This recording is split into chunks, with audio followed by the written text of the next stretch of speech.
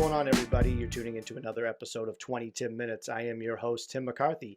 Today we have on Ralph Sutton, a longtime veteran in TV and radio with a heavy fan base. He has hosted the Tour Bus Rock radio show, as well as the ever so popular show he hosts with Big Jay Oakerson called the SDR Show.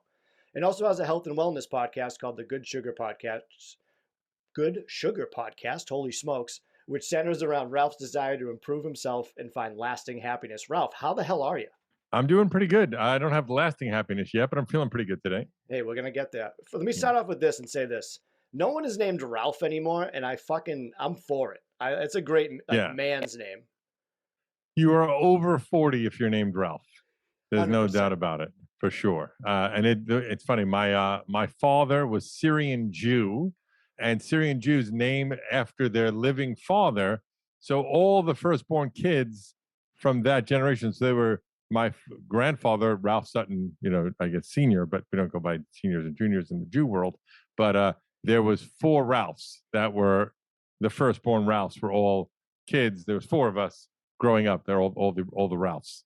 It's just a direct name. It's just, you know what? You're Ralph, just Ralph. But to be honest with you, so growing up, there was a few things that really sucked about having the name Ralph. A, if you live in the South, to throw up is to Ralph. So that's not good.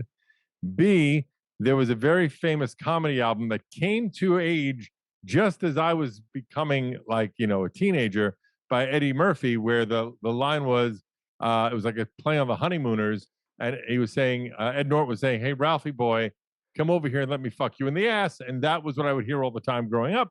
And then the third one was there was a book, I would call it the twilight of my generation, meaning like the one that every girl read at 13 years old. And in that book, the guy says he named this penis, and she says, "What did you name it?" And he said, "Ralph." So every time I'd introduce myself at like 13 years old, at the tender age, they say, "Name Ralph." They go, "Oh, like the penis." So it was never a great name, but I just decided at one point when I was doing radio, they told me, "Oh, you should probably change your name to something a little more radio friendly." I was like, "Fuck that. I've grown this whole way with this stupid name. I'm doubling down and keeping it." 100%. You just like, "What's your name?" You're like, "Ralph." Just all upset. Yeah. See, mine came later in the game too when South Park introduced Timmy. So everyone came up to me. It was like, "Timmy." I was like, "Oh my gosh." Yeah, I get it. There's a TV show with my name. So do you purposefully introduce yourself as Timothy or Tim, or do you do Timmy? I don't do Timmy ever, but if someone calls me Timmy in a non-accent from South Park, I'll take it. Okay, fair enough. You know what I mean? And no one calls me Timothy anyway, except for the doctor's office. It's like the only one person that says Timothy. So most of the time it's Tim. Yeah, Tim, straight up. I have one of the few names where the nickname is longer than the regular name. So Ralphie is longer than Ralph. Yep. There's only a few names like that, but like Scotty, and something. There's a couple others, but for the most part, the nickname is always shorter. Mine's longer. Makes no sense. What about Rick? And then it's actually it's Richard. Yeah, then it's Dick. Dick, yeah. Richard is Dick. Yeah, Dick and Richard. It's kind of weird. Super weird. We already went off the rails, and I love it already. Sorry about that. Now you have this empire. How did you get to that point? We're gonna go the cliche route to start off, but how did you get to where you are right now in the short version? I started I started a strip club DJ. Well, not started, but that's where it started for me in entertainment. I was a nightclub promoter, then a strip club DJ. What was your strip club DJ name? Again, I didn't ever use a fake name. Just Ralph the DJ. I love it. Just Ralph. I mean, also, very rarely does the strip club DJ introduce himself. "Hey, everybody, I'm Wiggles," or whatever the fuck. They don't do that, But I was very good at that, which is the worst brag in the world. But from there, I met a guy that worked in radio, and he and I started a radio show together. That led to us getting it syndicated to about 100 stations. And I did that for most of my adult life, from like 29 to 45. But around 43, 44, I think it was, radio started dying. So I started a podcast, the SDR Show, with a comedian that I was friends with. And that started to grow. And then that led to me launching the Gas Digital Network about 5 years ago. And now we have 22 shows. And, that does pretty well. Anywhere from Michael Bisping, the middleweight champ of the world, is on. Ozzy Osbourne's guitarist Zach Wilde is on the network. A bunch of comics, a bunch of like political people. And that's become a full-time 24/7 job, is running the Gas Digital Network. How much work did you put into that your whole career? Like, how draining was it to get to where you are now? So, I mean, the truth is this, even back in radio days and now the SDR show and Good Sugar, the best hour of my week is the hour I'm recording, right? That is the hour that I'm happiest, is the hour that I'm on the air with my show, whatever it may be. The rest of it is, of course, there were days where I didn't sleep. You know, like I talk all the time. When I was just starting in radio, so it was the year I was 29 or 28 or 29, I was working overnights, midnight to 6 in the morning Been there. for $6 an hour, 2 hours from my house. I was working at a restaurant at the time. I'd gone to cooking school and I was running a restaurant. And I would work midnight to 6 in the morning, then take that 2-hour drive to the restaurant in the city and start my shift at 8 a.m. and work till 4 in the afternoon. And that's just what I did because I wanted to be in radio. I couldn't do that now. I would die. Yeah, that would be tough. And you have a nice set of hair still, so I'm envious Sort of of. you, Pat. I got they call a 5 head. You know, my head got really big. Yeah, I'm with you. I'm with you, sir. I went bald and gray, and I'm only 36. Oh, okay. Well, then I'm sorry to hear that. Yeah, thank you. I appreciate it. I understand now why you're wearing the hat indoors. Oh, yes, 100%. Now let's talk about the Good Sugar podcast real quick. What made you transform over to there? Because it seems a little bit different than like a rock and roll style. Yeah. So as I had a background in restaurants and I was pretty good at it, a friend of mine was opening a raw vegan juice bar called Juice Press in New York City. And he had asked me for help. He just needed someone that had been in that business and to help him out a little bit. And I worked with him. I was one of my childhood friends. We built that company from 3 stores to like 30 or 40. I was an employee. I left. They went to 90. He made a fortune, sold it. And now for 2 years, he had a non-compete. And the idea was for him, if he could get a holding in the podcast space as a health guy, then when he opens his next venture called Good Sugar, he could already have a fan base built in. So really, originally, he was doing it on his own and I was just helping him, but he didn't like doing it on his own. So he kept asking me to co-host with him. And then we decided, like, it's funny because I don't believe a lot of the health and wellness nonsense that's out there. I think a lot of it is scammy and feels like bullshit. And you never know what to trust. So he and I were trying to debate what's real, what's not, who's the asshole, who's not. So we called the show originally the Sherpa and the Schmuck. And the idea being, who's your true guide and who's bullshitting you? You know, you never know. But then when we came out, when he realized he was going to open a place called Good Sugar, we changed the name to Good Sugar. And that's what we've been doing for the past 2 years. I'm really the co-host. The idea in the beginning was to try and make me feel better, try and make me live a healthier life. I've lost 70 pounds. I do think that was a big part of it. The show was a big part of it. I do feel like I'm in a better place mentally, physically. It is what it is. I do think that whether it's a podcast or just having anybody that you are accountable to helps you stay on track. If you have to make that call to your friend, I'm like, dude, fucking got so drunk last night, I fucked up. Like, if you have to make that call, it makes you rethink your choices. If it's someone you really respect and want to not disappoint, you know, if it's just some dude that's your friend, dude, I got fucking drunk, no one cares. But if it's like with me, I looked at it as I started this podcast, the idea being I'm trying to get better. So if I'm going to be honest with myself and honest with the people that listen, they're not going to fucking lie. So if I'm bad, I'm bad. If I'm good, I'm good. And there's been ups and downs along the way. But overall, if you look at the through line, it's on an upward trend, which is good. How many times have you made that call where you're like, dude, I fucked up? Well, I don't drink anyway. Like my fuck ups are food. I love food. It's my vice. I don't do drugs. You know, I don't drink. My vice is I just love food. So what I decided was I will allow, so as far as we're talking from the physical side, not the mental, right? Yeah. So on the physical aspect, I know it's going to take me an extra year or so to be in the shape that I want to be in.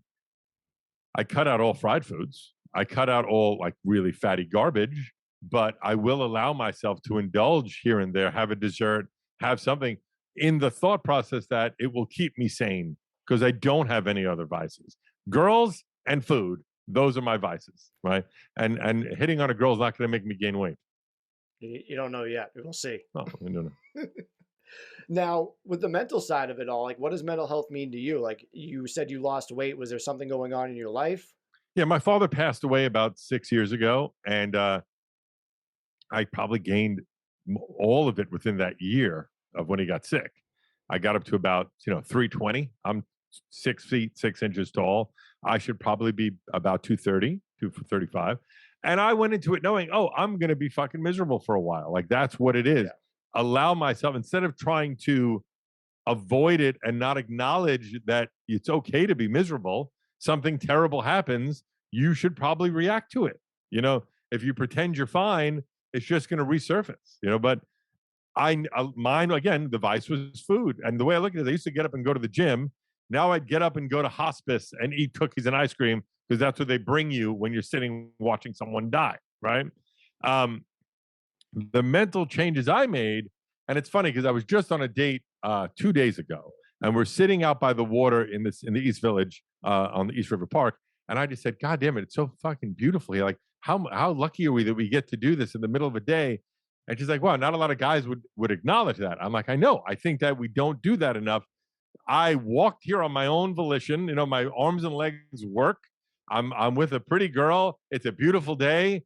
Let's just fucking breathe this in and enjoy it.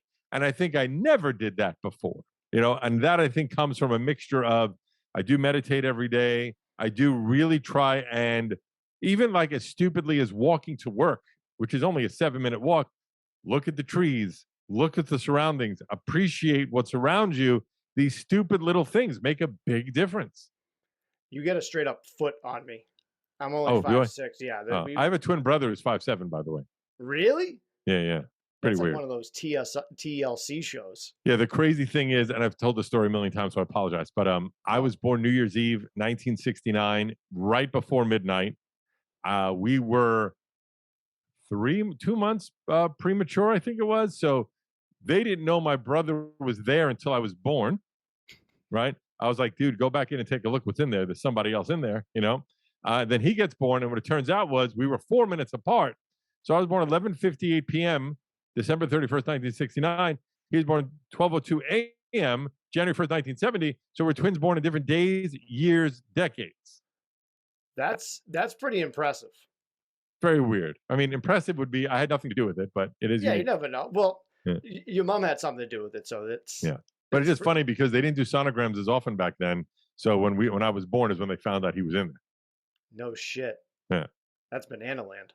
Yeah, it's really wild. How was it working every day when you were down in the dumps? I think if anything, it gave me something to do. I think that's a good thing. I think that having a reason to get up certainly makes it different. Like I've said this a million times. I look at my podcast, I don't miss a show, no matter what. My father died, I think it was 4 days later I did the show. Was it a great show? Probably not. I never went back to listen to it, but I didn't miss an episode. I try not to ever. In the 7 years I think the show's been on the air, I've missed, I think, 5 episodes, but the show went on. Like I missed for a couple, like one time I had surgery and I literally could not talk. So I actually was on the show in the beginning, just kind of like saying, hey, sorry, I really can't talk, but like I sounded ridiculous, and I left. And then up until a few months ago, I never missed any shows. I think I missed one, but it was like a planned thing because I wanted to go for my mother's birthday or something like that. I wanted to do something for her birthday. But in general, unless it is life-threatening scenario, I will not miss a show. So that, I think, having that to do every week, and also with the network, like right now, I probably declined 12 calls since we've been on this thing because I tell my staff I'm available. If you need something, call me, text me. I will get back to you. Unless I'm doing a show, you're gonna have to wait an hour. But other than that, I will always. And I've answered calls at 3 a.m, at 5 a.m, at 2 a.m, and if it's a problem, I'll fix it. I'll help you as best I can. How do you manage without minimal sleep? Because when I don't have enough sleep, I'm a grouchy bitch. Working in the strip club business for 12 years, I think it was, I got used to working with minimal sleep. I'd go to bed at 5 a.m, and I'm a morning person. So my body always wanted to get up early. So I have, like, right now I'm taking care of this weird, I'm going to hold her up for a second. Sorry. Please do. Come here, honey. She is an 18-year-old naked, Chinese crested, completely blind dog that can't see at all, just got blind recently. A friend of mine's dog, and he went away for his anniversary with his wife for a week, and I'm taking care of her. The first couple of nights, because she's in a new environment, She is nervous. She doesn't have any smells that she's used to. She did not sleep at all. I literally, when I say maybe I got 2 hours of sleep in broken segments for the first 2 nights, but it is what it is. And then you still got to do a show. You still got to be, go to the office. You do what you. I felt like garbage the whole time, but I go and do it. What are you going to do? I actually like the idea. Like the example I would always give is that there are people on this planet who lose their kid in some fucking horrible accident. And it's the fucking no parent should outlive their kid. But if they need to put food on their table, they go to work that week because they have to. Mm-hmm. Having that have to is amazing because it forces you to start trying to reintegrate into life. And I think it's essential. That dog looks like an extra in Big Trouble in Little China. I feel. Yeah, it looks like a goon, like a gremlin. She looks like a gremlin. Yeah, cute though, cute. I mean, dogs. She's so ugly that she's cute. She's not cute. She's like horrifyingly cute. Yeah, horrifyingly adorable. Yeah. She's a sweetheart though. But if she's not sitting, if she doesn't have contact with me, she's crying. So whenever I leave to the house to go to the studio, I know she'll be crying for the 2 hours I'm gone. That's just what it is. My neighbors hate me this week. You're a good stepdad. Yeah, I try to be. Now, speak of your father a little bit. What was your relationship like with him? What was he like? So my parents got divorced when I was very young. My parents got divorced when I was like, I think I was 4.5, 5. They like separated, but I was 4.5 or 5. Because I remember, I think my 5-year-old birthday party, he was already out of the house. I'm pretty sure about that. They did a good thing in that any of their shit, that was never a part of my brother and I's life. Like whatever problems they were having, we were unaware of it. My mom was really good at, if she was dating, she would only bring someone by if she's like, oh, this might be something serious, right? But she was wrong. So we would see a lot of guys, right? My mom was a whore is what I'm saying.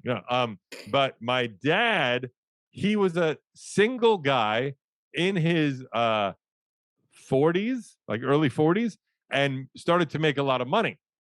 So single guy making a lot of money in the 80s in New York City. I mean, literally there was a time where every weekend there'd be a different girl at the house. That's what it was.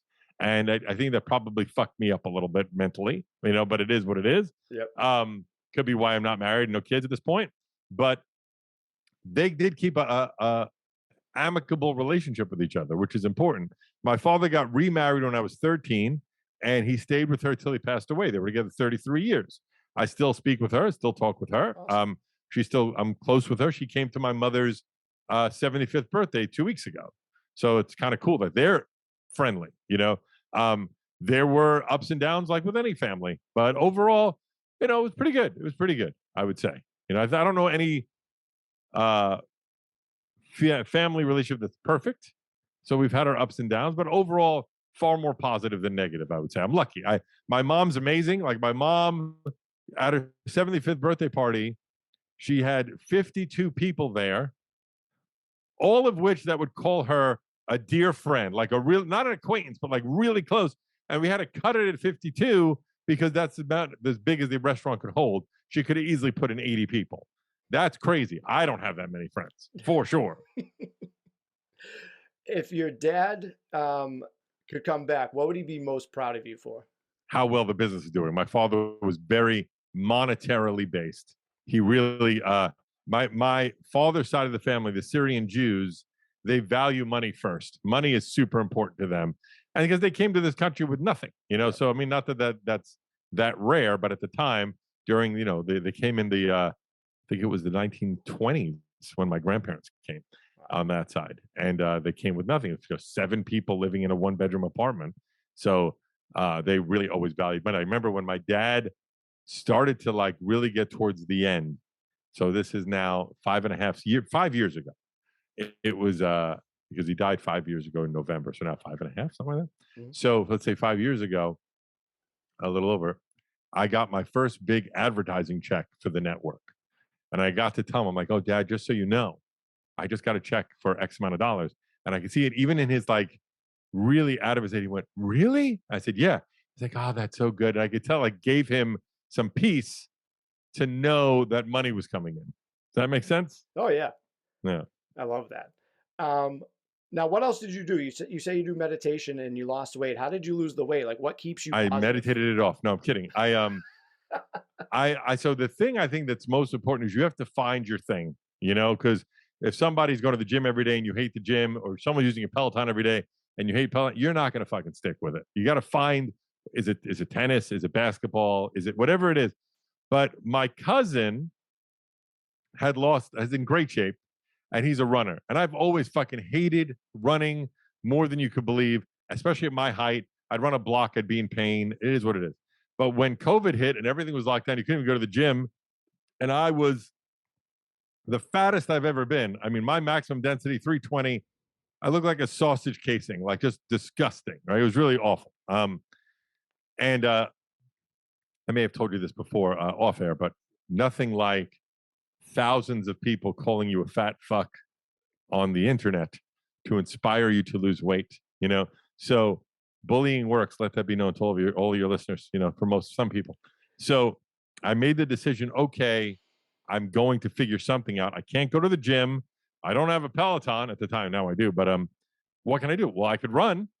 That's something. Doesn't require any equipment. You couldn't even buy equipment back then, right?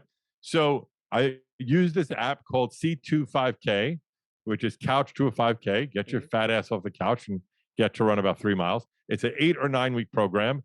I had started it in my life 3 or 4 times and never went past the second week. So I said to myself, under no circumstances are you not completing this. It may take you longer than the 8 or 9 weeks. I may have to repeat a week or two, but I am fucking finishing this. So I finished it. Every other day I ran. From May, it's 2 years ago now exactly. May 1st, 2 years ago, I started running. And for the first 6 months, every other day, I don't care if it was raining, I don't care if it was snowing, I ran no matter what. And it wasn't fast. I was fucking it's fat old guy running, starting at 50. It was slightly faster than walking, really, if I'm being honest. But the idea was just to do the motion. And for the first 6 months, I never missed a run. And I went from C to 5K, 5K to 10K, 10K to 15K, and then started saying, all right, I'm going to train for a half marathon. And I did a first half marathon. Now I've run 5 half marathons, 2 official, 3 on the side. And I signed up for 2 more this year, 1 in Rockaway, 1 in Iceland. And I'm doing them both this year. And I would tell you that first year, I fucking hated it. Yeah. Not 1 minute of it did I like. What I liked was when I was done. The feeling of elation that I got when I was done was the best feeling in the fucking world. The idea of it being 8:39 in the morning, I've already ran 3 miles, did my dishes, did my laundry, cleaned my house, made myself breakfast, showered, and now it's 8:39 in the morning and you haven't even fucking gotten up yet? You know that feeling of accomplishment that gives you? So that started to cascade into, okay, now what else could I do? All right, I could do push-ups in the morning. I could do sit-ups. I could stretch. I could meditate every day. And I slowly added them to the routine. The moment that I really feel was the life-changing switch, there's 2 books I recommend to everyone. One's called Matter. Great book. Can't recommend it enough. It's a great book for mental health. The other one is a very popular book on habits called Atomic Habits. It's been a #1 book for many, many times. And in that book, I listen to books when I run. So I listen to audiobooks. My idea is I'm improving my brain and my body at the same time, right? Mm-hmm. He said, there's 2 guys in a room. Both are trying to quit smoking. You hand a cigarette to one of them, and he says, no, thanks, I'm trying to quit. Hand a cigarette to the other one, and he goes, I don't smoke. That guy identifies as a non-smoker. The other guy still thinks he's a smoker who's trying to quit. So make that mental change. So that was the day I finally admitted to myself, I called myself a runner. Because one of my friends would say, oh, you're a runner now. And I'm like, I fucking hate running, but I'm doing it. But that day it clicked with me. And I texted him because, you know what? I am a fucking runner. And that helped me a lot. And that embracement of that ridiculous thing of running really helped me a lot. This is a 2-part question. You're an author, right? And what tips would you give someone struggling out there?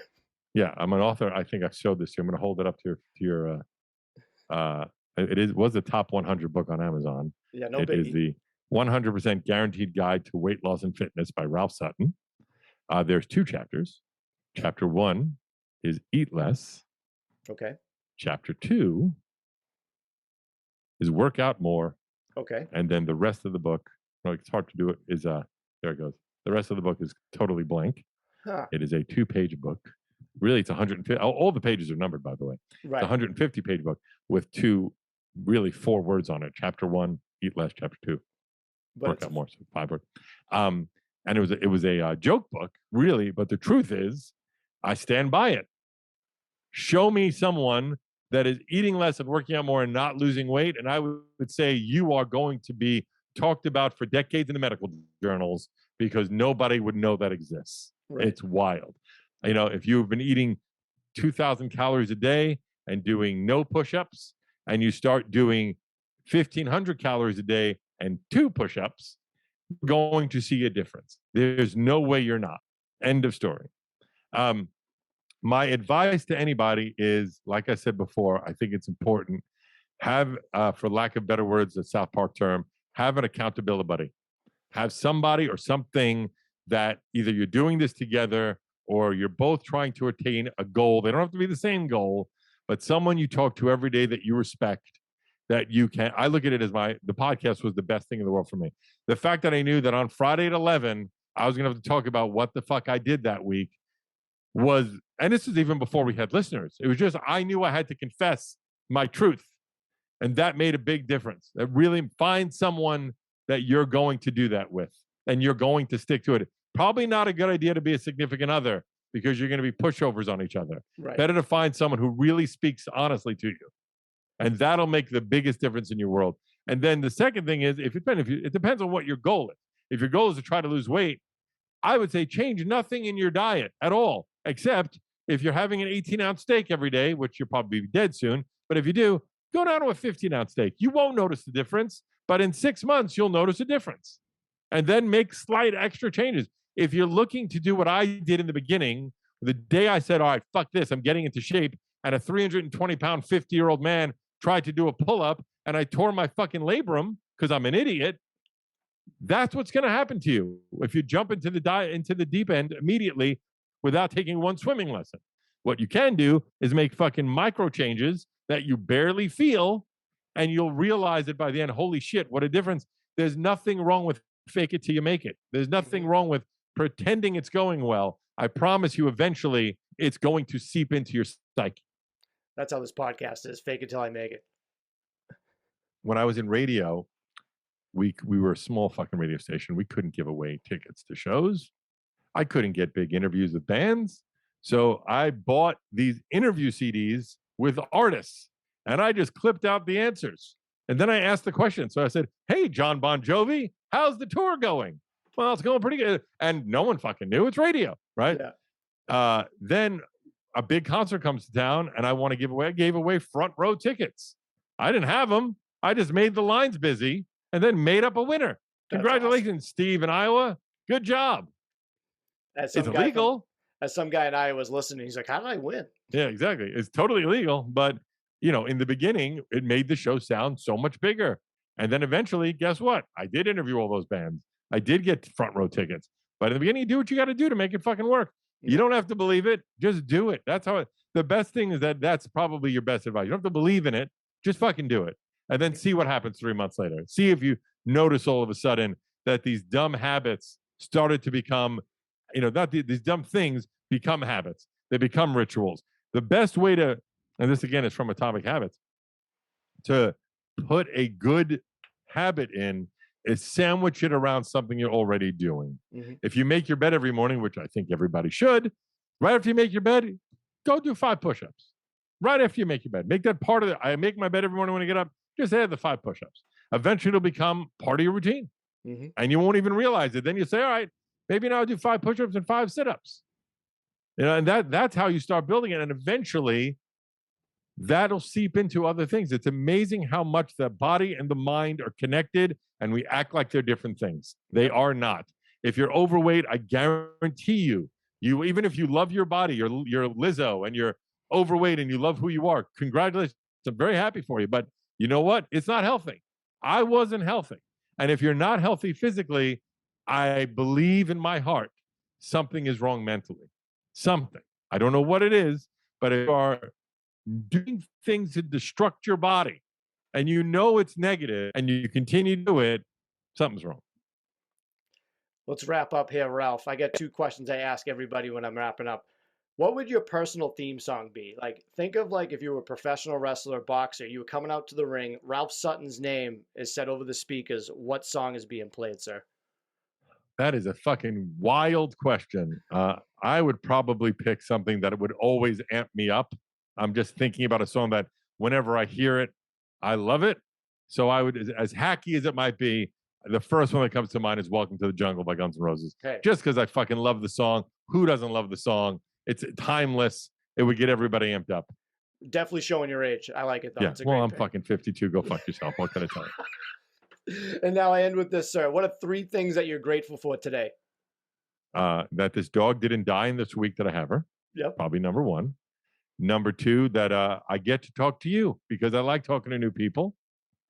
And number 3, that I'm going to go run another half marathon in goddamn Iceland. That is going to be cool as shit. That's going to be badass. So hopefully you post a lot of photos. I want to do a video the whole time. I don't know if I Sure. can, but I'll try and figure that out. I have a 360 camera that mounts on my hat, but it only lasts 20 minutes, those little videos. So I don't want to be swapping batteries out while I'm running. I don't think that's a good idea. Just do the half marathon in 19 minutes. Yeah, it's a good idea. Just in a car. I don't even know if you could do that in a car. That'd be tricky. Way easier. All right, Ralph, where can everybody find you on the internets? On the interwebs, I do believe in the term social symmetry. I coined that phrase. It's at I am Ralph Sutton everywhere, including IamRalphSutton.com. You can follow me everywhere there. At the SDR Show, at I Love Good Sugar are the things to do. And then Gas Digital is everywhere at Gas Digital.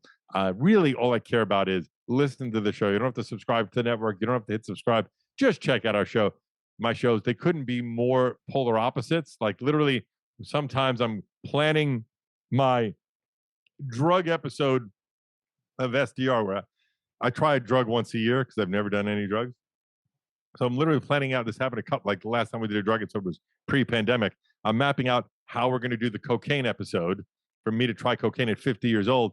On the same time, I'm saying we're talking to this like life coach on how to improve. I'm like, wow, these are fucking polar opposites that I'm doing. But I always feel if you define yourself by one thing, boy, are you boring. Yeah, right. Ralph, I thank you so much for your time. Hopefully, good luck with that marathon, half marathon. Just keep running, baby. Thank you. That's what I say. I'm running from my problems. Perfect. Thanks, Ralph. Thank you, buddy.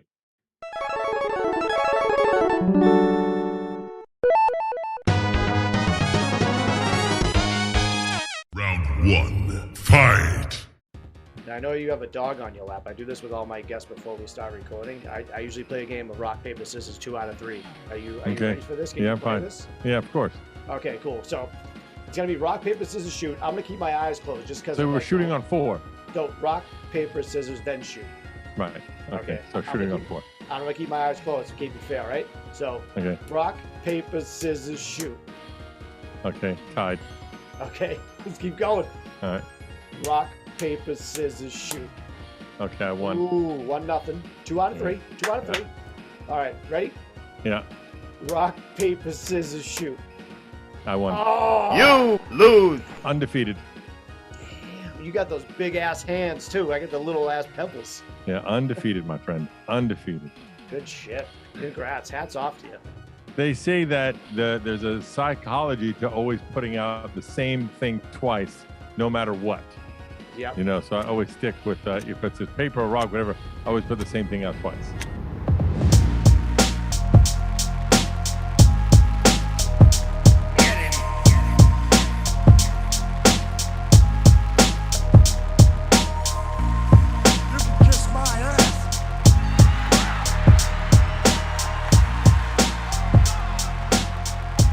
This podcast is not intended to be a substitute for professional medical advice, diagnosis, or treatment.